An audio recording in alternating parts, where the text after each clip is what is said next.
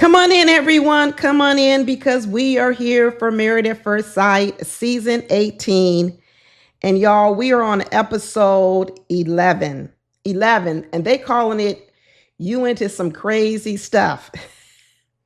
I guess they calling it that because that's what old girl Camille said, that she into some crazy stuff. Girl, get out of here. Get out of here, Camille. We got a lot to talk about, y'all. Sorry I'm late. Let me go ahead with my apologies. Sorry I'm late, but y'all was on vacation. I was on a cruise. We went on a cruise through the Mexican Riviera right before Christmas, so that I could have some relaxation, some R&R. But I'm back. I'm back here to catch up on Married at First Sight. And as always, I'm going to retitle the video. And I'm going to call it Keeping It Real versus the Imposters. Because I watched this show last night after I got back, and I was like, there are some imposters on this show. Camille, trying to act like they're one person, but they not. But I got some props while I was down in Mexico. I got this little chicken. I decided I'm going to use it for this video. I'm going to use this video. I'm going to use this chicken to point out all the imposters on the show. And as you already know, Camille going to be one of them. Camille definitely going to be one of the imposters. Can y'all guess the other ones? Can you guys guess the imposter in each couple? Or am I going to have to go through each one of them? But don't worry, I'm going to go through them anyway, even if you do guess right. So first of all, I already gave you one answer, but I'm not going to give you all the answers. You're going to have to find out the answers as I go through them.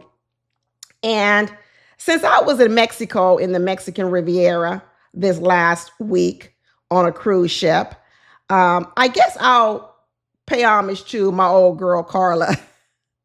KARLA, she's from Mexico. That's what she told us. She's from Mexico. And y'all remember when Juan first came on the show, when he was going through the matchmaking process the first week, all he kept talking about was how he wanted a woman that could appreciate his culture. Remember, he kept talking about he's an immigrant from Colombia, but he also wants a woman that can appreciate his culture because he loves to dance. Have we seen Juan and KARLA go to a salsa club at all since they've been on this show? Not one bit. Has Juan even put on any good salsa Colombian music? Every time I see him dancing, he dancing to rock and roll. So who y'all guys think I'm going to call the imposter when we start talking about the person who's keeping it real versus the person who's the imposter? I'm going to tell you right now who the imposter is. It's Juan. Juan, you get the chicken for the day. Juan, you're the chicken. You're the imposter because we're finding out a few things about Juan and KARLA. And one thing we're going to talk about KARLA's keeping it real. Many of y'all may not like KARLA. I know some of y'all don't like her because you've told me that in the comments, which, by the way, I know I'm so behind in my comments. And let me tell you, that is really one of my best parts of doing the videos is reading the comments and responding to all of y'all. So sometimes I've been able to read them, but I haven't been able to respond because I've been so behind. But I'm telling you what, I'm going to be doing less videos, probably going forward, a little less videos. And I'm going to get back into my groove of being able to read all my comments and responding to them because that is what I really like to do, y'all.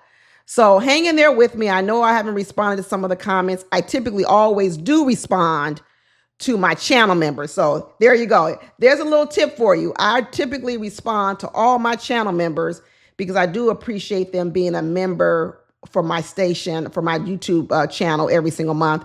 And then if I have time, I'm able to respond to everyone else. But I just haven't had a lot of time. But I'm going to get back. I'm going to get back on trying to do more of it. But become a channel member. There you go. Become a channel member. And therefore, for real, for sure, you will get a response from me. That or super thanks. Either one. A channel member or super thanks, and I will definitely see those comments first. That's how they show up. My channel members' comments, they stand out because you get that little icon next to your name, and that's how I know you're a channel member. It's a picture of a family tree. It's our family, y'all. It's a picture of a family tree. But let me get back to Juan and KARLA because I'm going to tell you right now that Juan is the imposter and KARLA is the one keeping it real. You may not like it. You may not like her keeping it real, but she's keeping it real. So first of all, we started off with Juan aka Lance Armstrong, talking about he's been out on the bike ride all day doing 30 miles. Let me just get in 30 miles real quick and go do a bike ride. And he complained. He said, there go Karla sleeping in the bed all day, all morning. Anybody want to take bets on did Juan invite Karla? Now, Karla probably can't do 30 miles, but anybody want to take a bet on whether or not Juan even invited Karla to say, hey, do you want to go on a morning bike ride? I take that bet, and I'm going to bet that he didn't even invite her. And then he went on the ride because really what he wanted to do is he didn't really want to have to ride slow. He didn't want to have to ride to include Karla. He wanted to be Lance Armstrong on a bike and do 30 miles. And then he wanted to get on here and he wanted to brag to all of us about how he does 30 miles on the bike ride. I don't know. How long does it take to do 30 miles? Any of you bike riders out there, how long would it take you to do 30 miles? And then he gets back and he complains and he says, look at Karla, it's 1 o'clock and she's just now getting up. Woo, she's just now getting up. He really is trying to paint Karla as a lazy woman. But here's the thing, Juan, I don't think Karla is lazy. I don't think Karla is lazy at all because Karla told us she had 3 jobs. And I don't know, you either got to wake up early to do 3 jobs or you got to go to bed late to do 3 jobs. And Karla's told us she's been working since she was 16 years old. So what you need to do is you need to read between the lines between Karla and Juan. And really what's going on with Juan is Juan just wants to do whatever the hell he wants to do. And he kind of just wants a wife as like an accessory, you know, when he wants to put her on, when he wants to put her off. Karla's trying to have a deeper relationship. And we found out, this was the episode, y'all, where we really found out where all this is coming from Karla. And I had a little hint about it earlier. I told y'all that was a big red flag to me when Karla's parents didn't show up to the wedding. That told me a lot. I didn't know what was going on. But now what we realize with Karla is Karla's trying to shed her past. That's what she's doing. Karla is trying to become a different type of person. And what Karla said is, Juan, I want to sit down. I want to have a conversation with you. I want to share with you my family dynamics in an effort for you to get to know me because Juan's really not sharing anything. He's not opening up. So she talks about how she too comes from an immigrant family, a Mexican family, immigrated here. And what she says is, in my family, we didn't really have any really deep conversations within my family. And she said, we never really took the time to learn about each other's wants, needs, what our hurts were. Everything was just expressed in anger. And when Karla is here, like I said, I'm giving Juan the chicken award, but I'm giving Karla the keeping it real award because what Karla is revealing to us right now is she's keeping it real. She's telling you where she came from, what type of things are from her past and how she wants to change and how she wants a different life going forward. And I know right now a lot of people are looking at Karla as passive aggressive. She's being petty. But what Karla is really trying to do is she's really trying to turn a new leaf. So she's trying to tell Juan, hey, Juan, what you're putting down right now is kind of what I'm used to. I'm used to sort of this selfishness. I'm used to this lack of communication. I'm used to this no hugging, no kissing, no physical affection. I'm used to this. This is what my family is like. Juan, you are my family. I'm used to you. That's why Karla peeped him very early on. She knew who he was. She saw it right away in Juan because it's familiar to her. But Karla has told us she's gone to therapy. And she's gone to therapy and the therapist has helped her get in touch with, this is what you come from, Karla. You come from people who don't have deep conversations. You come from a selfish family. You come from a family that doesn't show physical affection, no hugging or kissing. The mother and the father didn't even want to show up to the wedding to support Karla. You see, this is what Karla comes from. She comes from a Juan. And what she's saying is, I don't want a Juan no more. I don't want a Juan anymore. I want a different man. I want a man who's going to want to provide for me, not because he has to provide, because I don't know how to work. I don't know how to make money. Karla knows how to work. She knows how to make money. But Karla is saying, I want to proactively make time and make room for a person because hey, you know what? I've lived a life where that wasn't really going on. You know, Karla is saying she wants to be more mindful. I know a lot of people are still talking about Karla living out of a shed or living out of a storage. But like I said before, I saw it differently. I saw a Karla making room for a man in her life, not going off and being, we're going to give the other chicken head to someone else, not creating a life and trying to make a man fit into her life. What Karla's trying to do is she's trying to build a life with a man. And what Juan is doing is, no, I have a life. I go bike riding 30 miles. I work out. I have I have an app career I'm developing. I also do construction work. I also have a 9 to 5. And what I want for you, Karla, to do is to come and just find your spot into my life. And Karla's saying, that's not what I want, Juan. I actually want to build a life with you. So I'm going to create space for you. So what Karla is doing is, I know a lot of you think Karla's being lazy, but what Karla's doing is she's leaving room in her life to build something with Juan, so that when Juan says, hey, let's go for a bike ride, Karla has time. And I'm going to tell you this. We know that Karla has an independent streak in her because we've seen it come out. We've seen when Karla became petty with Juan, and she told Juan, remember when they were on that honeymoon or whatever else, and Juan said, I just kind of forgot about you. And Karla says, oh, you want to forget about me? I'll teach you a lesson. I'll show you how I can be independent. Because what Karla is telling Juan is, I come from independence. So I'm not here depending on you, Juan. I'm actually trying to be a different person for you, Juan, so that we can build a life. But if you need me to be independent, if you need me to show you how I can do without you, I can do it. And that is the side where they'll come out in Karla.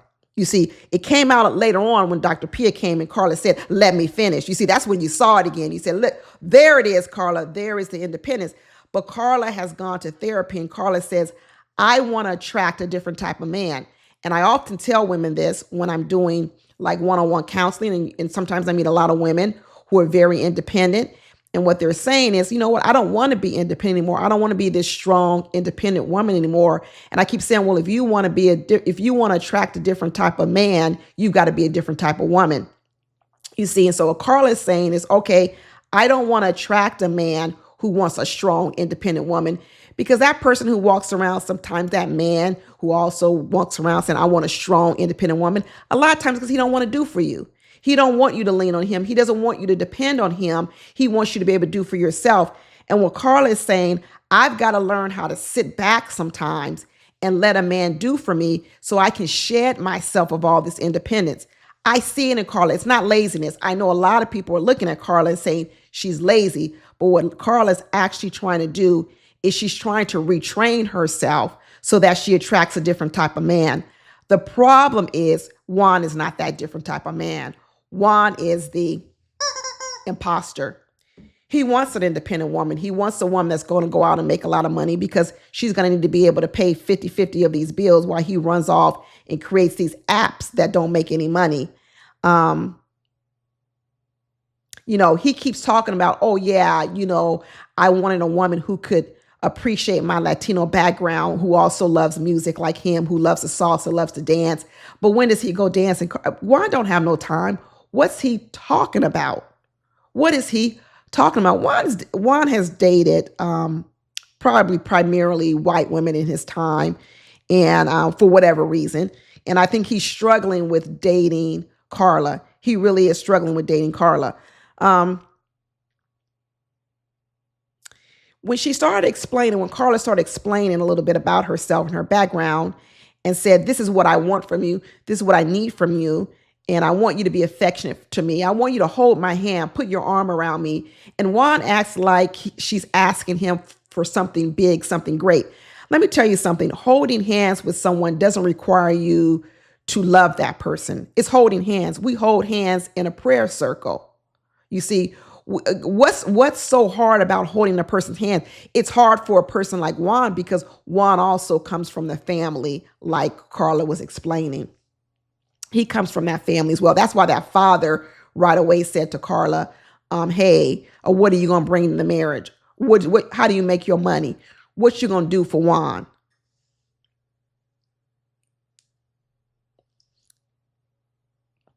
And after Karla started explaining what she wanted from him, he said, well, he's working towards it and she's going to have to be patient. And Karla said what any independent woman would normally say, actions speak louder than words. That's what she told him. Because that's the underneath Karla. That's underneath Karla said, I'm going to watch what you do, not what you say. There you go, Karla. Watch what he does, not what he says. Because Karla's used to people saying that they love you, care for you, going to take care of you. But what she wants now is a person who actually is going to do it. Karla really should be paired up more with someone like an Alan. That's really who she should be paired up, because that's who she really wants. She wants a person who wants to provide, who wants to be a giver, who wants to care for you. And probably in her past, she didn't know how to usher that man into her life, because that man that wants to care and provide, he also needs you to be able to sit back and receive. And probably in the past, Karla didn't know how to receive. Karla was carrying too much baggage from her family. Too much baggage. She was carrying too much baggage from the way she grew up. And so now what she's saying is she wants to get rid of it. She wants to shed it. So when Dr. Pia came and visited them, and Dr. Pia says, how's it going? We saw the keeping it real and we saw the imposter. Karla kept it real and she says, it's going. When Dr. Pia said, how's it going? Karla said, it's going. You know what Juan said? Oh, it's good. Imposter. It ain't going good, Juan, and you know it. But here you are saying something that's not true just to keep up an appearance. And what Karla's saying, it's not really going well. Let's be honest. She wants it to go well, but it's not going well. And then they bring up the fact that Juan hasn't even met Karla's family. I can believe it, because let me tell you something. When you come from a past and a family, and that is the dynamic you're trying to shed. Karla's actually trying to shed her family dynamics. Who knows? Maybe she didn't invite her mother and father. That might be it. When I say the mother and father didn't show up, maybe Karla didn't even want them there. Maybe she didn't want them there because what she's actually trying to do is she's trying to shed a lot of that energy. I don't know. And so when Karla said, well, I'm not really ready to have him introduce my family, because she's not convinced that this relationship is of anything of substance. That's what she's saying. She's saying right now, this relationship feels very surfacey. It doesn't feel like a romantic relationship. Karla is keeping it real. Juan is over here making up a whole lot of excuses and trying to pretend like there's not really a problem, but there's a big, big problem. Karla may not want Juan to meet her family. One is because I think Karla's trying to shed a lot of the aura of her family, and she doesn't want to bring that aura into her new marriage. And second part is I think she is correct that she already senses that Juan is not the one for her, because Juan isn't showing up. I know they keep trying to show Juan cooking and making breakfast to Karla, and Karla just sits there and accepts it. And people probably keep thinking it's because Karla's lazy. She doesn't want to do anything. No, Karla is actually trying to see if this man is going to step up for her. She's leaving room for it. Now, do I think that all of her techniques are right? No, I don't.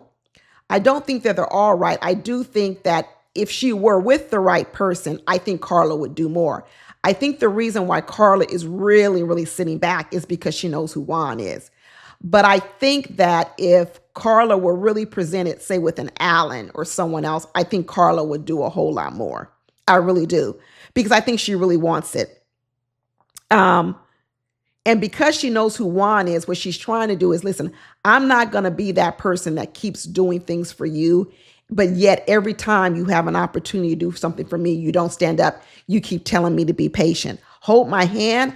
I got to be patient for you to want to hold my hand. Okay, Juan. Okay. He says he doesn't feel comfortable holding her hand. He doesn't feel comfortable kissing her. Juan just told us that he is from Colombia. Let me tell you something. In places like Colombia, you kiss strangers on the cheek when you greet them and meet them. But yet all of a sudden he says he can't even kiss Karla on the cheek or anything. Give me a break, Juan.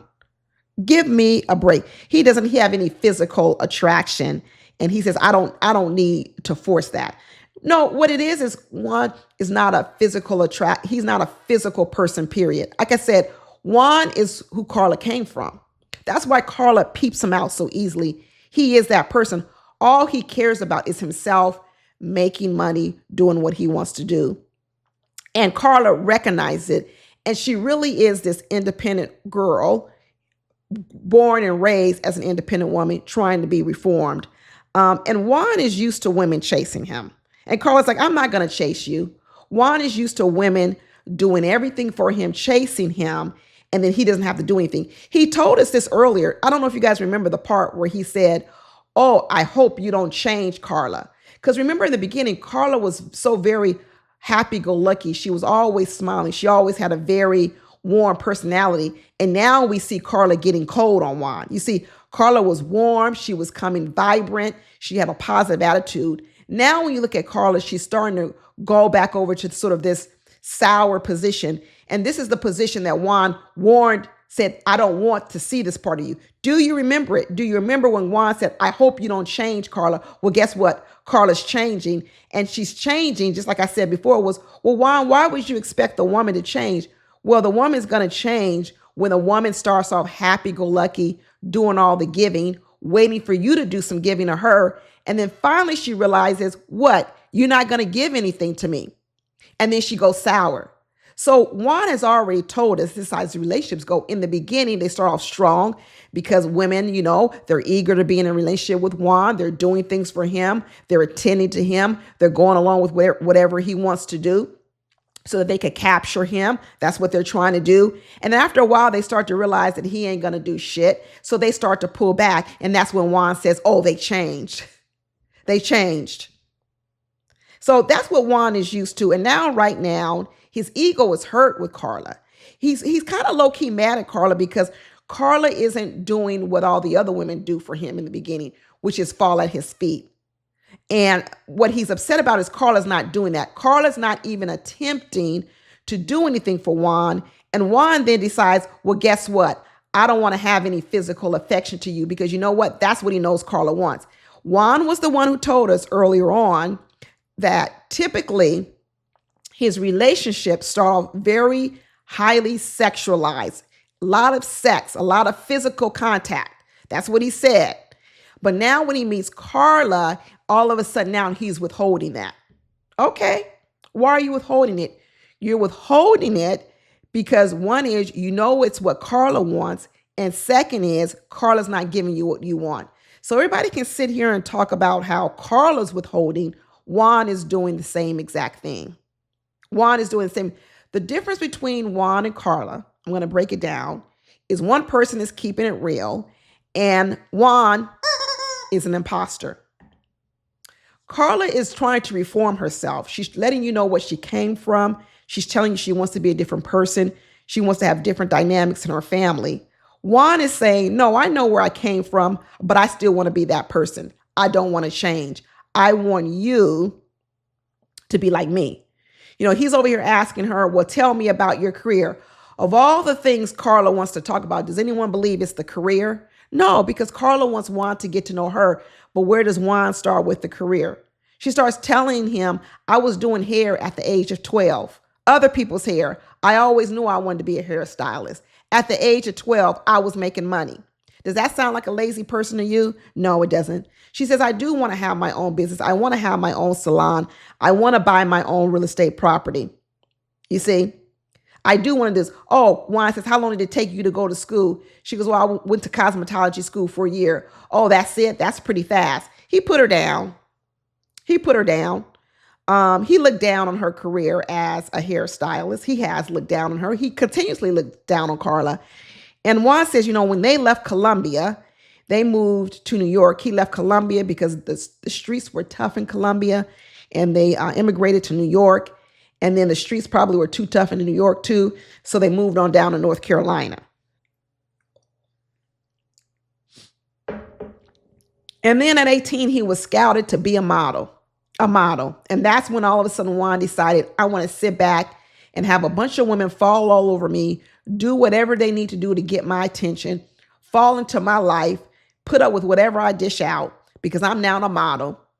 And he did that for 26 years until he started getting that bald spot on the back of his head. And then once he started getting that bald spot, they told him, you can't be no model no more.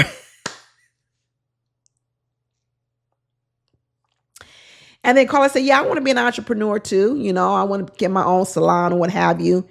And he said, well, I hope you're ready for it because entrepreneurship is hard and you have to be willing to make sacrifices. And a lot of people just want to go out and have fun and not have to make no sacrifices, talking down to her as if all she wants to do is run around and have fun. These two are not a match. They're not a match. The sooner this relationship can end, the sooner this marriage can end, the sooner they both can go on and do and hopefully find what they need to find. But the problem is that they both are going to have to work on attracting that person. I'll say this to Juan. Juan wants a woman who's going to be all about him, do whatever he wants to do, where he's going to, well, that's fine, Juan. You can find that woman. Then what you'll need to do is you'll need to have to be prepared to pay the majority of the bills. Because she's not going to be a woman that wants to go out here, pay 50-50, be independent and do all this, but then on the other hand, sit back and do everything for you. You're not going to find her. Those are two different women. And then Karla, on the other hand, Karla's like, I want to shed this old skin of mine. I don't want to be this independent woman.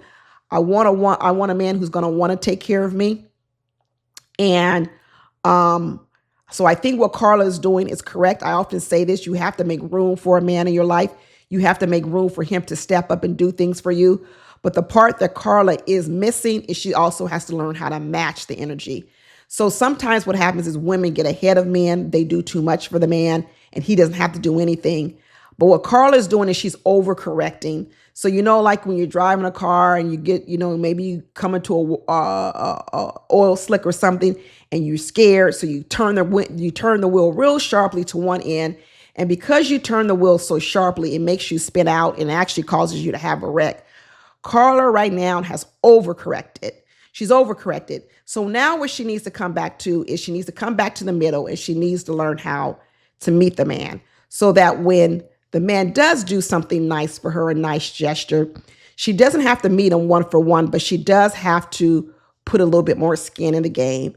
But I understand what she's trying to do. That's why I give Karla the keeping it real, because Karla's keeping it real on what her past is, where she came from, and what she's trying to do.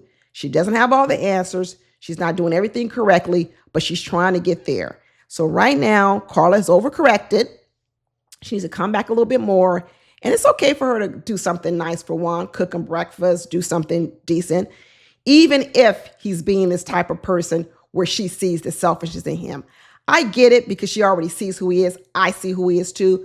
So it's easy for her just to say, I'm going to turn it all the way off. I don't need to do nothing for him because, you know what, he ain't going to do nothing for me. But if she's back in the world, once she leaves this place, she's going to have to learn how to not so much overcorrect and come back a little bit to the middle. That's what I'm going to say for Karla. Now, we're going to move on to the next couple. And I guess I'm going to start talking about Madison and Alan. And as we move on and we start talking about Madison and Alan, who y'all think I'm going to give the chicken head award to? Madison. Absolutely Madison. Keeping it real, Alan. The imposter definitely is going to be Madison. Madison came back into this house at the beginning of the episode, stomping into the room like a linebacker. I need Madison on my fantasy football team. At least I made it to the playoffs with my fantasy football team. Madison needs to be on my team because she came up in there stomping in the house, ready to dig into Alan. And we find out what all her anger is about. We find out why Alan didn't come to the flag football team. And guess what Alan did? He kept it real. He said, you want to know why I didn't come to the flag football team? Yeah, maybe I was petty. Maybe I was being petty because maybe it was some get back from last night. See, at least he's keeping it real. That's why I keep saying, you know what? At least he can admit to that he was retaliating and getting messy. And she said, well, I don't like that. I don't like when someone does that to me. I've had that before in a previous relationship. What do you mean, Madison? People have done this to you before? Oh, yeah. People have tried to get back at me before, retaliation. Oh, why do people have to retaliate? People only retaliate when you've done something wrong to them. So if you have a lot of people in your life retaliating against you, instead of focusing on the people and their pettiness, how they retaliate, maybe you should look at what do you do to make people feel as if they've got to take a stand for themselves and they've got to put some boundaries around themselves, because obviously you are crossing boundaries and you're not looking out for them. There you go. You see, Alan is in a relationship with Madison, just like Karla is in a relationship with Juan. We come to find out that the story is the night before, they went to a bar with some friends. And once again, Madison had to go to the bathroom. And she was in the bathroom so long that Alan thought that she had left the whole bar. She was in the bathroom so long, hiding. That's what she was doing. She was in the bar hiding so long that Alan thought she had left the entire bar and left. So what he ended up doing was he just left too. And he said, that's why I didn't go no flag football with you. He says, because if you were at the bar talking to other people and acting as if you were all alone, you were acting like not only were you not in a relationship with me, you weren't even in a marriage with me. I have said this on previous videos. Single people do not go to bars, clubs, anything where there's flirting or pickup things going on when you're in an early relationship. There is so much going on at a bar, at a club. It is what you call a trap for new couples. Because when you are a new couple and you go to a bar, there's so many people who don't know you're married, don't know you're in a relationship, and those people are acting like single people. And what happens is you're the couple in the bar, you're the single couple, but you're surrounded by single people, and those single people start to infringe on your relationship. But if you are not a solid couple, you don't know how to navigate that environment. You don't know what your partner wants, how close your partner wants you to stay with them in a club or a bar. If your partner wants you to have, what type of conversation, you and your partner have agreed upon that you can have. Can you dance with other people? Can another person buy you a drink? You haven't worked any of this out. And so when you go to a club too soon, prematurely, it is a recipe for a fight. Do not go to bars or clubs early in your relationship. You can go to a restaurant where they serve drinks and you're sitting at a table and you're having drinks with people, but do not go to a bar where you're mixing and mingling and walking around when you're early in a relationship. It is a recipe for disaster. We learned in the after party, who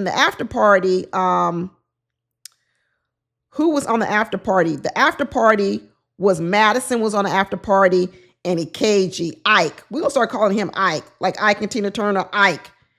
He was in the after party.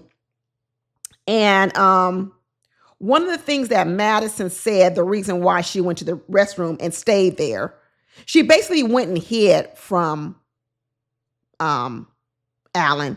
She said, when Alan starts to drink, he has an obnoxious alter ego when he drinks, and he starts to get loud, and it's hard to be around him, and it starts to become inappropriate. That's what she said about Alan.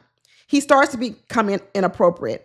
What I believe happened to Alan at this bar was that what came first, the cart or the horse?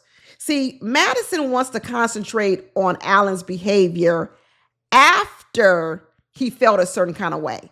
And what do we know about alcohol? Alcohol can be a truth serum for a lot of people. Alcohol can be what a person says when they don't feel comfortable saying it sober. And what I think what Madison got a whiff of with Alan is once Alan started to drink at the bar, he probably started to say some things and have some behavior that Madison didn't like, because you know what it was? It was not affirming of Madison. You see, because Madison's already told us, well, what do you want from Alan? Tell me how beautiful I am.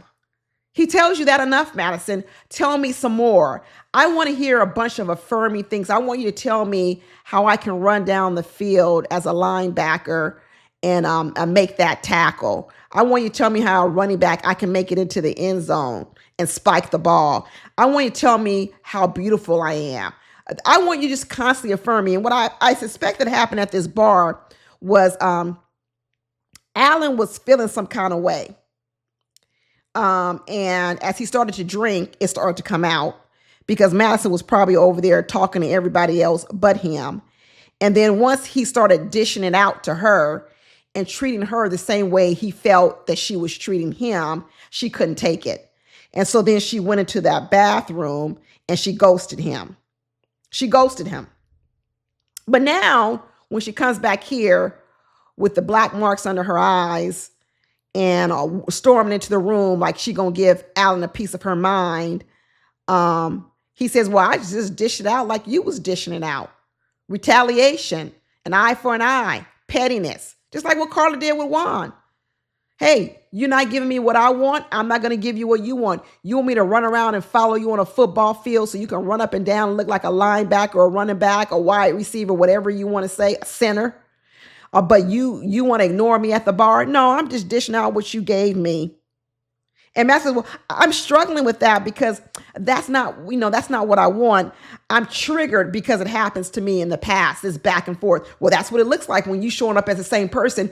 You see, here's Madison and Juan, the imposters, saying, I want a different type of guy. I want a different type of woman, but I want to be the same old person. But they're not being real with who they are. They're really not being real with who they are. You know, Madison was on the after party, like I said, and when she saw the tape roll back on herself as she's talking to Alan, guess what she said?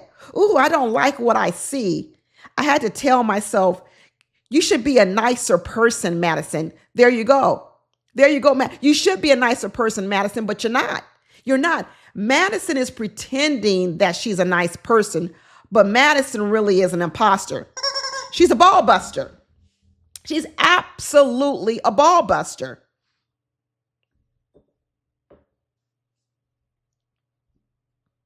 When Dr. Pia came and had the one-on-one with Madison, she told Dr. Pia, I'm struggling with the romantic and physical side of Alan.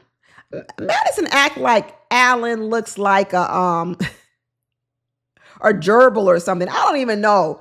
I mean, is Alan a super handsome guy? No, but to me, Alan is average. He's not hard on the eyes. He's not unattractive. So this thing that Madison keeps talking about with Alan, I find it very, very, very strange. And so Madison's talking about it's hard for her to break her natural behavior. Like I said, it is her natural behavior. And what she's saying is in the past, boyfriends have had problems with how much she works, how much she goes out with her friends, how much she sees her family. Basically, her past partners have said that they have felt pushed aside, run over, left out. And so now here Madison here is hearing the same comments from Alan, but instead of her saying, maybe it is me, maybe I need to do something different, she's still telling Alan what he needs to do differently. Girl, you're the one who everyone has said this to. So why don't you concentrate on you changing as opposed to trying to teach Alan not to care for another person? You're the one that needs changing. And so when she's sitting here with Dr. Pia, she doesn't like the conversation. And she says, well, I really don't like this conversation with Dr. Pia because it's making it seem like I got to be the one that does all the changing. You do need to do the majority of it, 90% of it, but you don't want to. This is accountability. She don't want no accountability. She still wants to sit here and believe that she can still get this person that she wants in life, but she doesn't have to change. And all along, she wants to sit here and say, well, what do I need from Alan? I need Alan to tell me I'm beautiful. He says, well, I tell you all the time, no, you tell me I look nice. I want to be told I look beautiful. Why? Why don't you want to hear the truth about yourself? Why do you only want to concentrate on things that puff you up? Why don't you want to take accountability for those parts of your personality that are unattractive? Let's talk about it. Can we talk about some of the unattractiveness? No, she wants to constantly talk about the unattractiveness in Alan, but she don't want to talk about it in her. No, just focus on my physical beauty, my body. Let's not talk about this bad attitude and this bad personality I got. Focus on my physical beauty only. Girl, girl. Dr. Pia gives them this exercise and say, hey, I'm going to have you guys play Twister. And, and Alan's saying, oh, yeah, this is a way for us to become physically close. And Maddie said, no, that's not what this is about. It is about that. Girl, Twister's been around since the 70s. Twisters are also about getting physically close, being in each other's space, Madison. He was right. But here you go, Madison, the imposter acting like she know every damn thing. It is about that. It's not only about the questions they did was getting to know each other, but it was also about getting physically close. So, there was a whole lot of questions about what's your favorite position. And he was like, I like a cowgirl or reverse cowgirl. He says, I love when a woman gets out of the shower and just drops her towel and says, hey, it's go time. Let's get it on. And,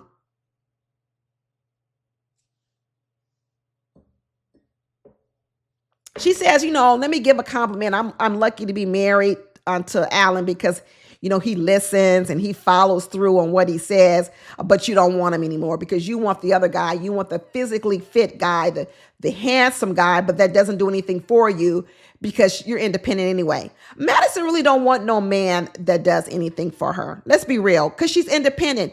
She doesn't want a man to do anything for her because she doesn't want to have to do anything for the man. She wants to be independent. But that same man that she wants, who's good looking, buff body, hard on the outside and hard on the inside, he's also the man that's going to treat her horribly. And she doesn't like that. She doesn't like it. He tries to tell her that, hey, you know what? You're one of the most amazing women I've ever met. And Madison said that she has thought about Alan in a sexual way before. Imposter. That's a lie. She's lying. She's absolutely lying. She's saying that to appear as if she's still open to Alan, and Madison is not open to Alan. On the after party, Madison was on the after party, like I said, and there was this woman on her. She was a comedian. Her name was, what was her name? Katie or something like that.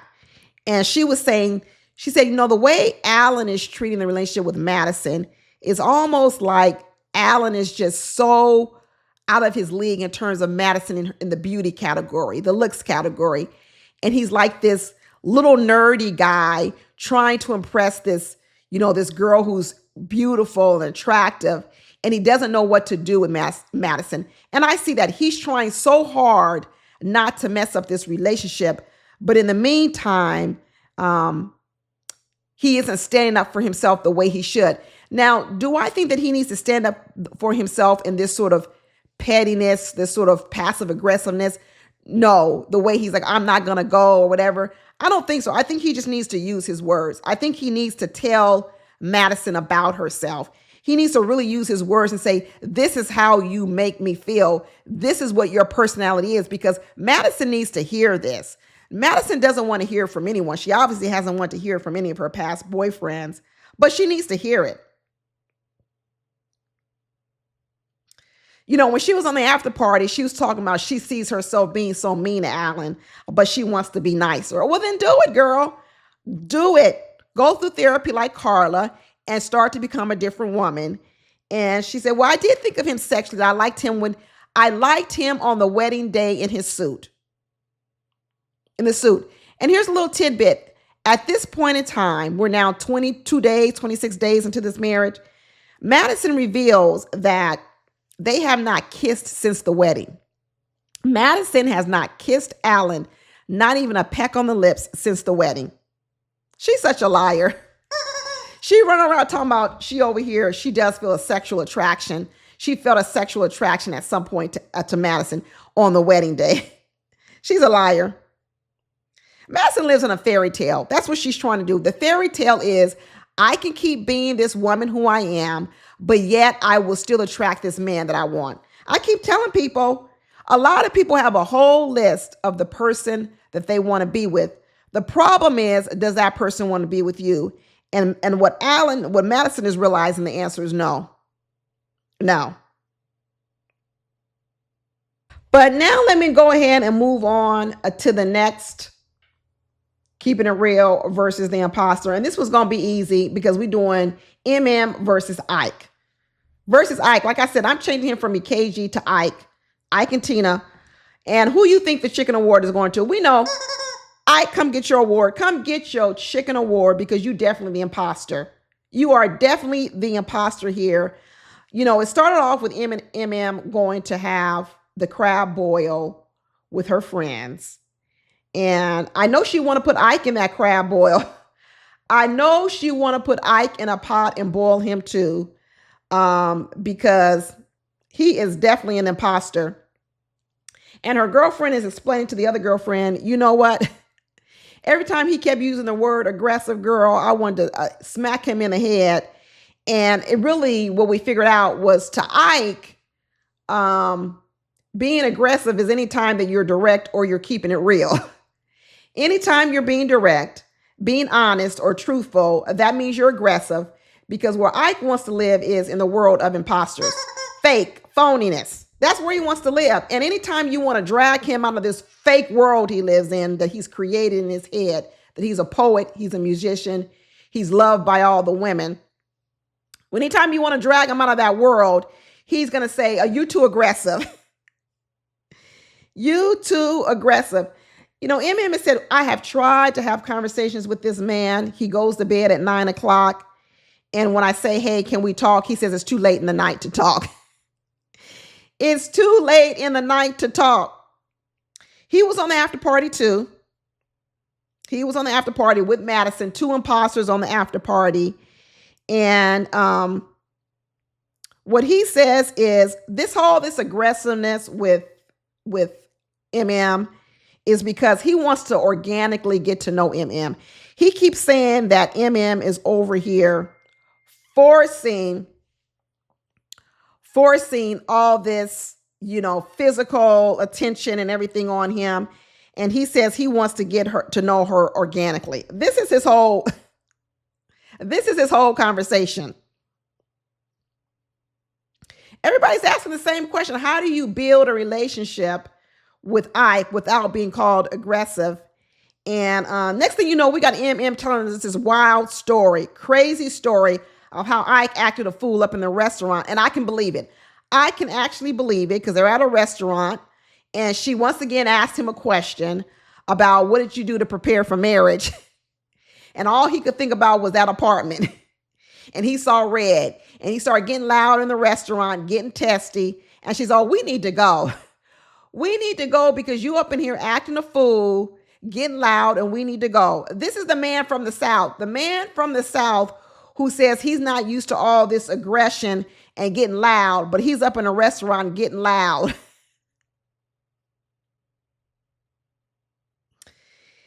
I tell you, she said, this going on between me and Ike, this is not healthy. She said, I don't know how we got here. Girl, you got here the minute he saw that apartment. The minute he saw that apartment, it was definitely downhill from there. Downhill from there. Emmy says she confused. Girl, don't be confused.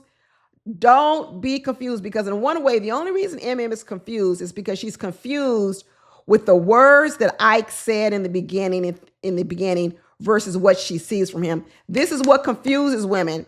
Men who say one thing but do another. That's why I always say, pay attention to their actions, not their words. And what MM did initially was she focused on his words because you know what? He thinks he's a poet. He thinks he writes all this great music. You know, he's a man of love. And to come to find out, he ain't none of that. But if all she did was pay attention to his actions, she would have seen it a long time ago. And she wouldn't have been sitting here confused. But when they finally meet him with Dr. Pia, and he walks in with a bad attitude, a nasty attitude, and thank you, Dr. Pia, for calling him out on it and saying, hey, no smile again. And he said, I had a long day. He nasty. He's not imposter, trying to act like he's full of love and poetry and all these flowery words, but really what he is a man with a bad attitude. A bad attitude. And she says, oh, you're not going to sit next to your wife? And he says, well, I'm choosing to have a seat. That's nasty. It's very, very nasty. And once again, he has an excuse, just like he goes to bed at 9 o'clock and don't want to have a conversation. He says, I had a long day and I'm trying to choose to be with people who are going to pick me up. What? You mean a fan club? You mean a person who sits around and tells you how great and wonderful you are? That's what EKG wants. That's what Ike wants, just like Madison wants. It's always the people who got bad attitudes, who want a whole bunch of people to stand around and tell them how wonderful they are, even though they aren't. That's what he wants. I want people to sit around and tell me how wonderful I am, even though I'm not that person. And what's what he's saying? I don't want a woman that's going to ask me a bunch of questions, because that's what EMEM does. I want a woman who's going to get to know me organically and just tell me how wonderful I am. But here he sits over there and tells Dr. P, I'm here. I guess I'm here to get fixed. What? What do you mean you're here to get fixed? Is this a throwback, Ike? Have you heard this before? Yes, he's heard it before. Just like JUAN has heard it before, just like Madison has heard it before. And now we have Ike sitting here saying, people have called me an imposter before, and now I'm here to get fixed in front of you, Dr. Pia, because I know that's what you're here to do, because I've heard it all before. You see, if you wonder, everybody who has a problem with Dr. Pia, when Dr. Pia comes, are the people who already have heard it before. Madison with her bad attitude. JUAN with his bad attitude. Ike with his bad attitude. They don't want to sit in front of a therapist, because what they don't want to hear is they don't want to hear another therapist telling them about themselves. Imposters. They want to keep being imposters out here in the world, acting like they one person, and they want everybody else to run around and act like they don't see it. Nah, Dr. Pia says, I'm here to tell you about yourself. I really am here to tell you about yourself. And Dr. Pia says, let's stop right there, because we're not going to have none of this passive aggressive behavior. Yeah, I know you sat on here and called EMEM aggressive, but you passive aggressive. Okay, this is some passive aggressive behavior, and it's coming from a licensed therapist, a clinical psychologist, whatever she is. She got some degrees behind her name, not you, Ike, with this fake and phony poet stuff you got going on. You clinically diagnosed. Let's just put it that way. Next thing you know, Ike is over here being a Karen, or what's it called, a Ken. He started going down a long, dark road, y'all. Started talking about how he is feeling violated by EMEM. These are some strong accusations. Violated. Talking about she keeps initiating sex even though I keep saying no, but she's all over me. Let me tell you something. When I heard those words, I said to myself, you've got to be kidding me. This man is actually sitting on here saying that he felt violated. So let me tell you something. On the after party, he tried to say, well, I didn't say that she said that I felt violated. Dr. Pia asked me, did I feel violated? And I said, yes. What's the difference? What is the difference between you saying it and someone asking you, did you feel this way? And you said, yes. It's the same thing, Ike. It's the same exact thing. He gets on my doggone nerves. He says, after I turned her down and said no, all of a sudden she started acting funny and I felt like I had to walk on eggshells. This man is mentally deranged. He talking about how he feels like a piece of meat in the house. And every time he asked her to stop, it's almost like she wouldn't stop because she wasn't asking for his consent. Oh my gosh. And it came out in the after party. Even Madison had to say, well, when we saw y'all on the honeymoon, it looked very consensual. In fact, EMEM tells us that it was actually Ike who took her hand from the leg and put it on his private parts. He was the one initiated. EMEM says, I was just following along with what you was doing. And then all of a sudden now you darn near calling me a predator. You calling me a predator? Madison had to call him out and said, you know what? When we were on the honeymoon, it looked all consensual. We all saw it on the honeymoon because we saw that he was faking the funk for other people. He was an imposter on the honeymoon. He was trying to prove to these other couples that he was this person, but he's never been this person. It was all fake and phony and a lie. He's not a warm and charming person. He's not at all. He creates a facade. He brings in singers to sing songs. He does all these things. He tells people he writes books of poetry, but he doesn't deliver on any of it. It's all a big cover up.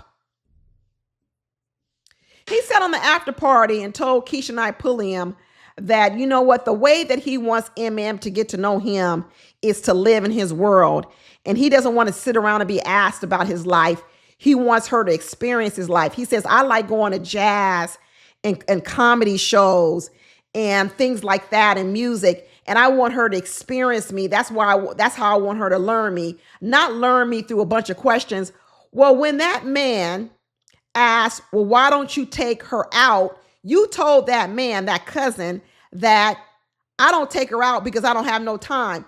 But yet you're sitting on here right now and saying you want EMEM to learn about you by being in your world, going to places you like to go to, listening to music, jazz and comedy. But when someone says, why didn't you take EMEM to those places? You say you ain't got no time.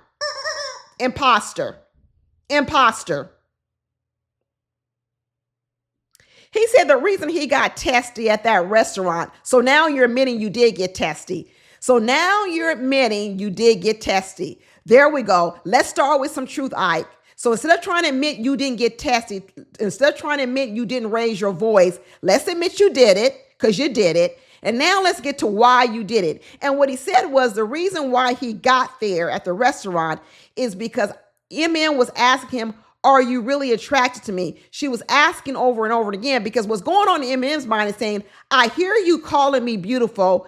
I hear you saying that you're attracted to me, but I don't believe it's true, EMEM. I don't believe it's true, Ike. It ain't true, EMEM. He's an imposter. It ain't true. She said, so I hear what you're saying, but I don't see it. So what EMEM said was, let me see some pictures of your exes because what I don't believe is that you're physically attracted to me. And when she asked, can I see some pictures of your exes? That's when he lost it. That's when he started getting loud in the restaurant, which he did, and that's why they had to leave. He didn't like the fact that EMEM was being direct and keeping it real and saying, I would like to see some pictures of your exes because I don't believe that you're attracted to me. I don't believe that you're physically attracted to me. I don't believe any of it. So I want to see, do I look completely different than your exes? Well, first of all, he probably ain't got no exes, EMEM. So he was mad at two things. One is he's already told us he's been single for 12 years. I'm going to tell you this right now. Nobody can put up with EKG for more than a date or two. No more than a date or two. He ain't been in a relationship for 12 years for a reason. For a reason. EKG has had a relationship with this book of poems he said he's written, which we know doesn't even exist, which is a lie, which means he ain't had a relationship with no one. No one. It's all in his head. It's all in his head. She said that when he got testy, then they got home. She said, EMEM turned into Eminem. I knew me calling her Eminem was gonna come in handy. He said that when they got home, EMEM turned into Eminem and cussed him the hell out. Good. You need to be cussed out. I don't have no problem with it. You need to be cussed out. He running around talking about he mad at EMEM because when she would see him, she would run up to him and give him a hug and a kiss. And basically he's saying he don't want to be touched. He don't want to be touched because his wife was trying to greet him with a hug and a kiss. And then he starts talking about he's from the South and he's not used to a woman 1.5 sex and coming at him 1.5 sex. Boy, what are you talking about? What are you talking about? From the South? What is he acting like? The South? People don't have sex in the South? This man is a whole fool. And the truth of the matter is, Where is EKG from in the South? Because is he considering Houston, Texas the South? I sure hope not. Like I said, imposter. He probably ain't even from the South his damn self. I'm so sick of EKG. I'm so sick of him. And I really didn't like, I admired it. I admired in MM that she went ahead and she apologized and she validated his feelings. She did everything she should do, technically correct, to validate the feelings of someone who says they've been violated by your actions. And she said, you know what? I understand that you felt uncomfortable. And she says, I'm hearing that now. And I'm going to, be more respectful of that. But I hated it because what he didn't do was he didn't take any acknowledgement for what he's done. None whatsoever. So MM was the bigger person, just like that apartment is the bigger apartment. So she had to step up and be the bigger person, be professional, be conscientious, and kudos to her, while EKG sat to sit over there and still be the imposter. We come to find out that after they met with Dr. Pia, that they haven't even talked since then. They haven't even talked. So all that conversation about starting over a new place, all of a sudden the man who says he just wants to get to know MM organically, they have no conversation. None whatsoever. None. MM once again tries to invite him to her office, her practice, so he can see what she does. We find out that MM does some Botox, some Restylane, some things over there to make women look good and feel good. And he gets in there and looks at it and goes, I guess it's nice and cozy. Jealous again. Jealous again. Ugh. Jealous of the apartment, jealous of her private practice. And she was honest. She said, you know what? I really don't know where to go from here. I don't know what to do. And because you're the person who feels like you're being so violated, I'm going to need you to start being the leader. I'm going to need to take your lead, because right now I'm afraid to step out and do anything because you might call me too aggressive. And the most ridiculous comment, one of them, because he said a lot of ridiculous comments. One of the most ridiculous comments he said was, that's fine. We can get to know each other and you can get to know me better, because I just want to be in the moment. That's what he says. I just want to be in the moment. But like I said, he hadn't even talked to her.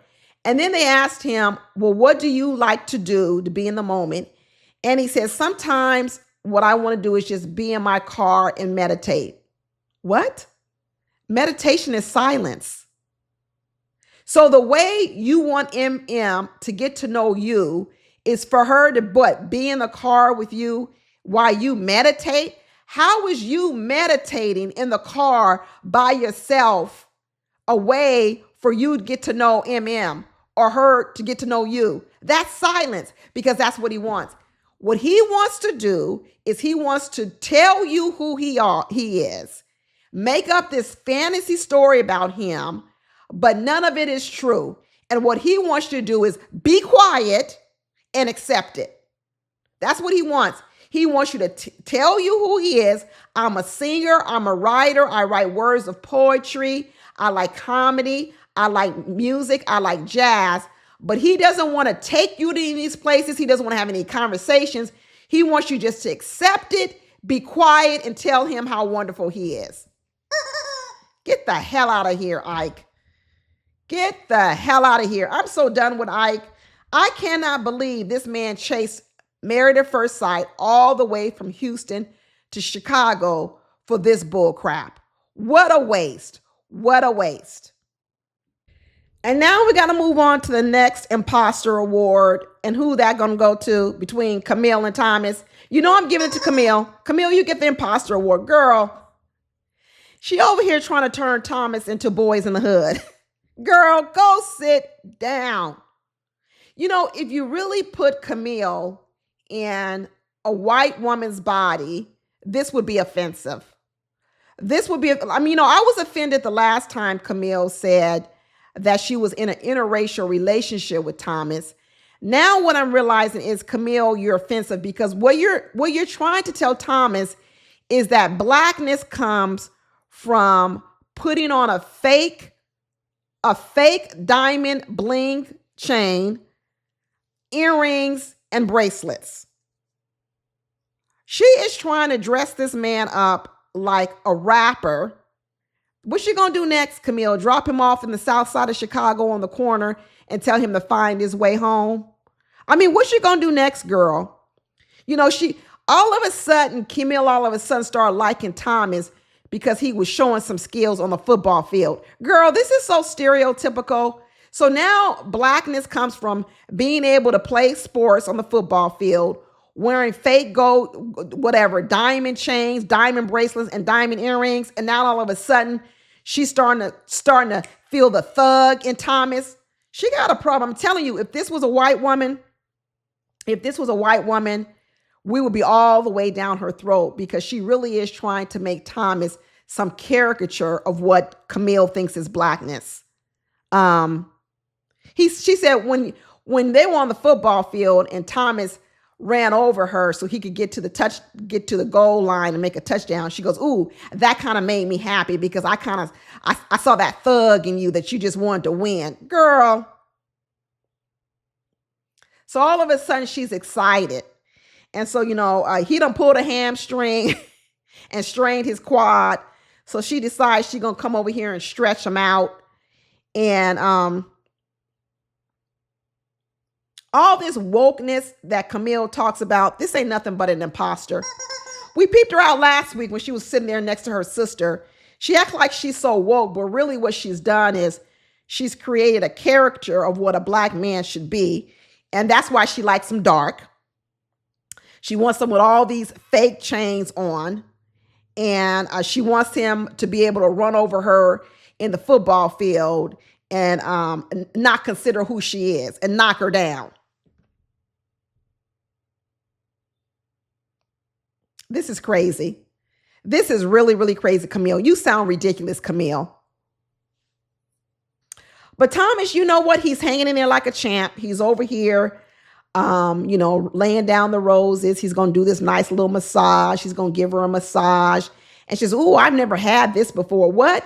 You never had no massage by a man? You mean those thugs you find on the south side of Chicago standing on the corner with their fake chains on and diamonds and bling bling with their pants sagging down? You never had no massage by them? Girl, you sound crazy. You sound really, really crazy. But, he breaks out the champagne. He said, "Let's get it on. Let's get it on." And next thing you know, they done gone to the bedroom. They gone to the bedroom and they consummated their marriage. Good. They consummated their marriage. We happy about it. And obviously, whatever he did, it was good enough. I bet she broke out a measuring stick. She broke out a measuring stick and measured his ding-a-ling, because that's probably the other stereotype she wanted to see if it was true or not. This girl is ridiculous. Thomas was on the after party too, y'all. He was on there with David. He was on the after party with David. And the part where, remember when Camille said she's down for anything, there's nothing that's off limits in the bedroom. Camille, the librarian. Camille want to act like she's a freak, but she's a librarian. She acts like she's the freak in the bedroom, right? And he can come and bring anything he wants to because she's down for anything. She's the librarian. Oh my gosh, Camille. I don't believe nothing Camille says. Nothing. Because nothing she says lines up, right? I know when she went to that jewelry store, she was willing to plop down that money for them diamond earrings. That's good. She probably used to be in a sugar mama to these thugs on the corner. That's probably why they like her. Because she probably been a sugar mama to them and buying them all this jewelry and everything. Because they probably been using her. Girl, get out of here, Camille. Get out of here. But Thomas said on the after party, he says, "I got boundaries. I don't care what Camille says, that she ain't got no boundaries." But Thomas says, "I'm keeping it real. There's some things I'm not down for." And he said, "I'm not no Rick James in the bedroom. I'm not down for anything. I got boundaries." And Camille can say whatever she wants to do, like she's all into whips and chains. Camille says she's into whips and chains. And Thomas said, "That's fine. I'm not. You're not going to be whipping me and chaining me up. I bet she is into whips and chains, trying to recreate slavery days, because this girl, I'm telling you, she kind of like a white girl. I'm telling y'all would be offended if this was a white woman talking about she's into whips and chains, buying men gold chains. Girl, don't you see this, Camille? Don't you see it? But Tommy said he's impressed by Camille and all her greatness and everything. And he says he wants to step up and be more of a leader, because that's what she's asking him to do. So he says, I'm ready to be a little bit more assertive. But he says, I'm not going to be throwing out that L word too soon. Love, the L word. He says, I hold it in high regard. And I'm not going to be using it too fast, which is good. Because I'm telling you, if he used the L word too fast, Camille will look at him as being soft and weak, because she's probably used to thugs who don't use the L word at all. So if he used it too soon, she will look at him as weak. She's used to a man that's going to withhold the L word and the love the L word and love word from her. So that's probably what he should do, even though I know it's rooted in his hurt and his pain, because what he said was the reason why he holds back on it is because he believes that if I use it too soon and the person leaves me and goes away, then that's going to be hurtful to him. Because really what he's thinking back on is his abandonment as a child and being adopted. I mean, it's not too hard to figure out that Thomas has some abandonment issues that goes back to, one, him being adopted, given up, being in interracial, biracial, being raised by a white woman. It's so much mixed up into this. And Camille really doesn't do much to help him get through that. She kind of preys on it and plays on it. But he says, I'm withholding it because I got fear of abandonment and I'm not going to be saying it too soon. But in this respect, at least he's honest about it. That's what I keep saying. The difference between an imposter and a person keeping it real is a person keeping it real can admit what their flaws are. They can admit the parts of them that this is a part of me, but I'm working on it. Thomas can admit, hey, I withhold the L word because it has to do with my abandonment from childhood. But you got Camille over here trying to act like she is part of the Black Panther Party, but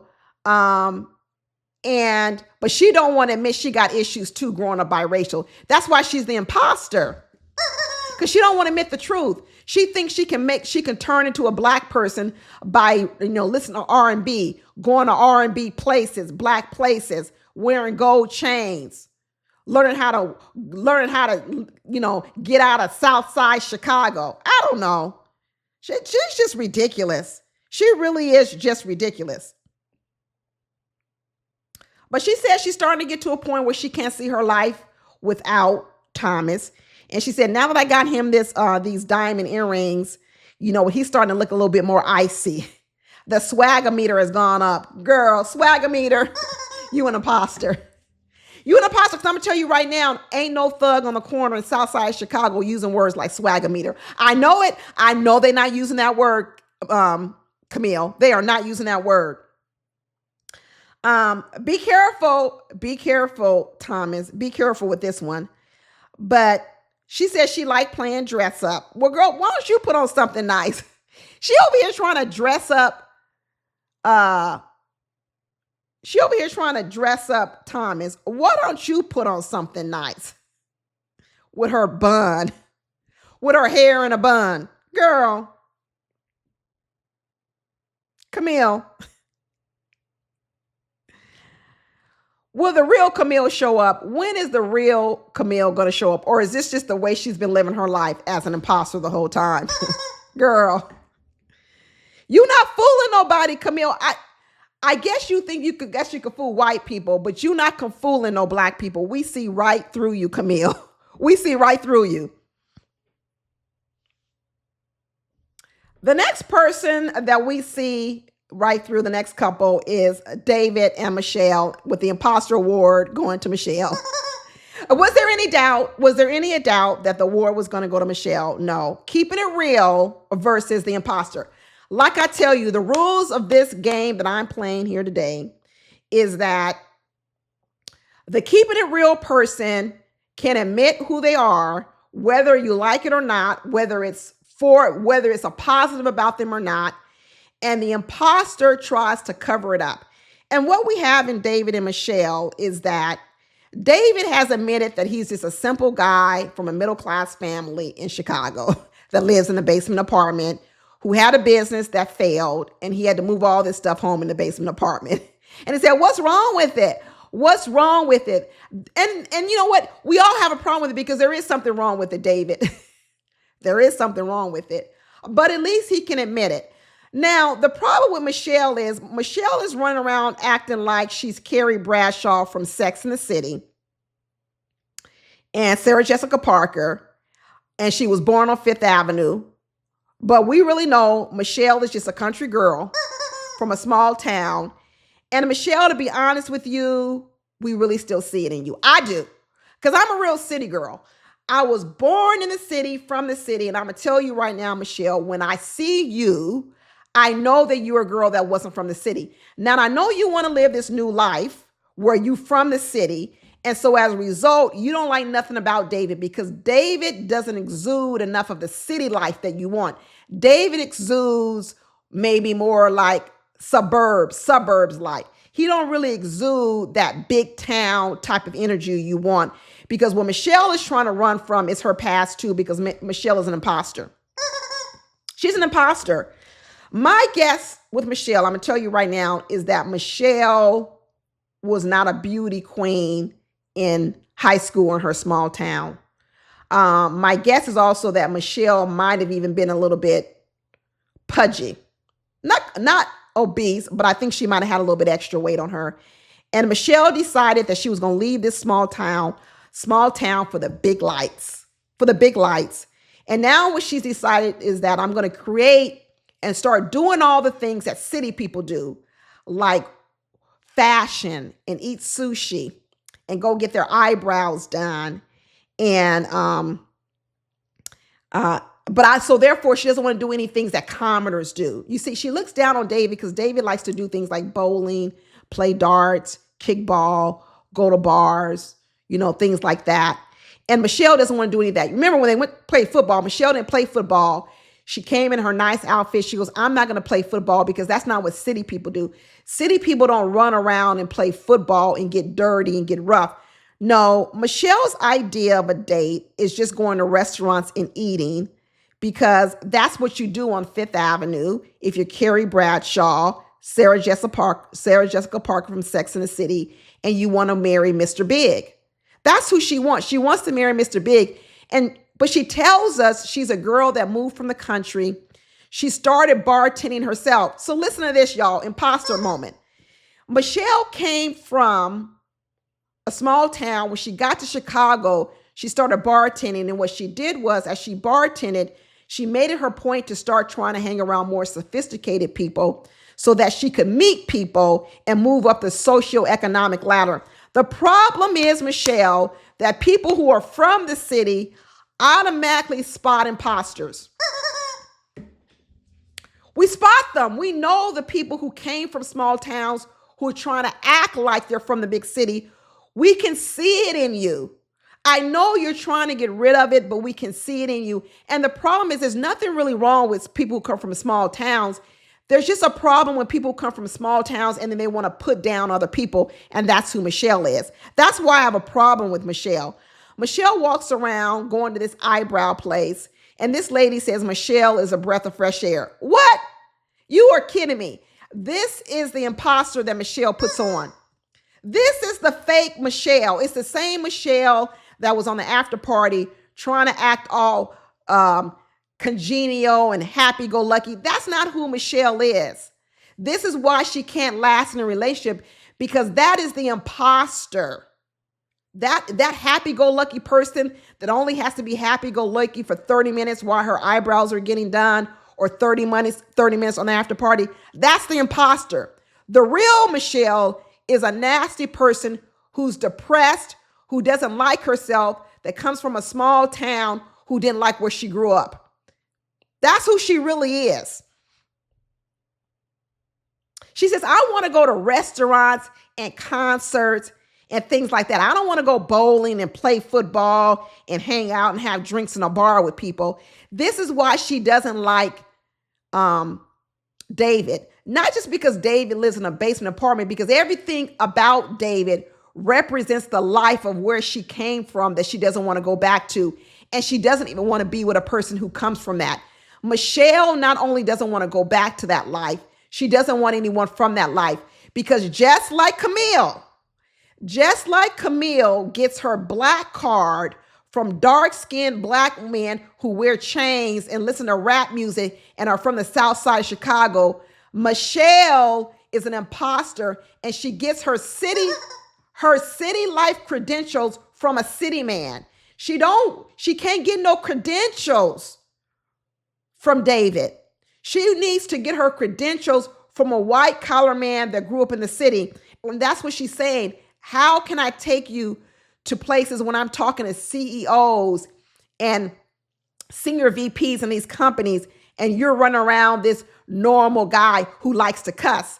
David said, well, I can stop cussing. No, that ain't the problem. The problem is, David, you don't have no degree. You're not really a city guy. She needs you to validate who she is. That's what she needs. She wants to live through you. She needs you to be the city guy, so it'll give her more credibility as a city person. Because I'm gonna tell you what, city people look at Michelle and knows you from the country. You from the country. David said he feel like a punching bag. Yeah, you a punching bag because she don't want no blue collar man. And let me tell you the real moment I knew. That ain't the moment I knew, I already knew. But let me tell you another moment in this when I knew Michelle was a imposter. Because when Dr. Pia came to the house, Michelle says to Dr. Pia, well, Dr. Pia came to the house. Dr. Pia told her she looked nice. And Michelle said, yeah, I put on heels because I knew you were going to put on heels. An imposter. So basically what you're saying is, you know, Dr. P is from the city and you knew she was going to come in heels. And so what you did was you mimicked what you thought the city girl was going to do. And so you put on some heels. Like I said, imposter. She says she feels like she's settling with David. She feels like this isn't what I want. I want a city guy. I want a white collar city guy who's going to give me validation that I'm also a city girl now. And she says, I don't want to go back. I don't want to go back to the country, which means I can't marry no simple man. See, people are not getting why Michelle can't be with David. She can't be with him because it's more than him living in the basement. Because like he said, I could snap my fingers anytime and move out of the basement apartment, Michelle. That's not the point, David. You are who you are. You came from where you came. And it's not just about if you make money, it's how you make that money. She don't want Michelle wouldn't even want a rich farmer, a man who was rich, but made a lot of money as a farmer, had a ranch. No, it's not just about the money with Michelle. People keep telling her it's just about the money. It's more than the money. It's about the aura. It's about the prestige. It's about what she associates with things. And she's always dreamed about living in a big city and being Carrie Bradshaw from Sex and the City, marrying Mr. Big. And David does not fit this image. And that's why she's so upset. That's why she can't look at David and say he's a nice guy. That doesn't matter that he's a nice guy. Everybody doesn't realize how deep this is with Michelle. But Michelle's going to have another problem. The problem is who Michelle wants, he's not going to want her. That's part of the problem. That's why Michelle can't find nobody, because the guy Michelle wants does not want her.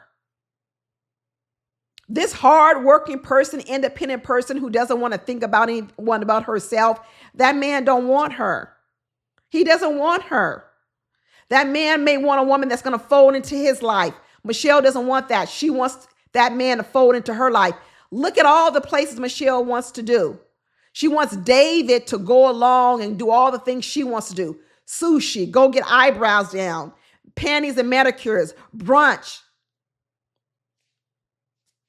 This is all about what she wants to do. She wants the man to fold into her life, but yet But yet she wants to use him to get her city life credentials. She's an imposter.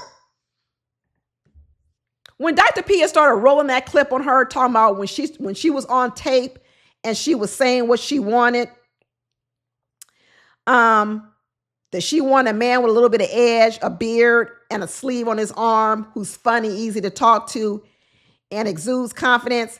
And David was like, that's me, that's me, that's me. She was hotter than fish grease. She was so mad at Dr. Pia for bringing out those receipts. She was hotter than fish grease because what Dr. Pia was trying to tell her was, this is who we gave you. But what Michelle never did say, which is why she's an imposter, she never did say, I don't want no blue collar man, which is what she should have said. They think it's just about money, but she don't want the blue collar man. She wants the white collar man. And she didn't say that. And they did give her what she wanted, but they didn't give her the parts that she didn't say she didn't want. And she didn't want to say it because she didn't want to come off superficial. So she was not honest. She was not honest with the matchmakers. She was not honest at all. And then you have, on the other hand, David, who said he wanted a woman that was caring, independent, strong, and educated. See, there you go. People wanting something from one person, and does that person want you? See, there's David's problem. He wants a funny woman who's caring, independent, strong, and educated. Well, that woman that's strong, independent, and educated, she might want an educated man too, and you didn't even finish college. If she's independent, she's going to have a problem with you living at home with your parents. This, once again, is what I'm talking about. People wanting a person that doesn't want them. The person that David described he wanted, the problem is that woman's not going to want him. The person's not going to want him. So, like I said, be careful about men who always want strong, independent women, because sometimes that's a hint that they don't want to have to provide for a woman themselves. They want you to be fully capable of caring for yourself. And David wants a woman that's going to be there to also take care of him, just like his mama does. Like I said, I'm giving the imposter award to Michelle because I think she is an imposter. But David got his own set of problems.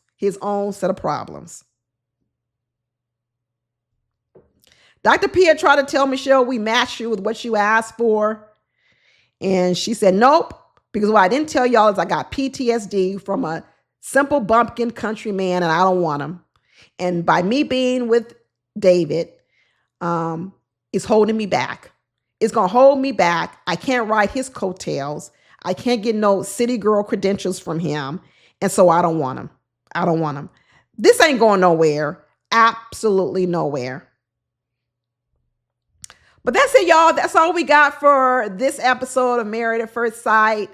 Don't forget to like, subscribe, and leave a comment down below because I am going to read my comments this week and I'm going to respond. So please do chime in below and I will talk to y'all later. Bye.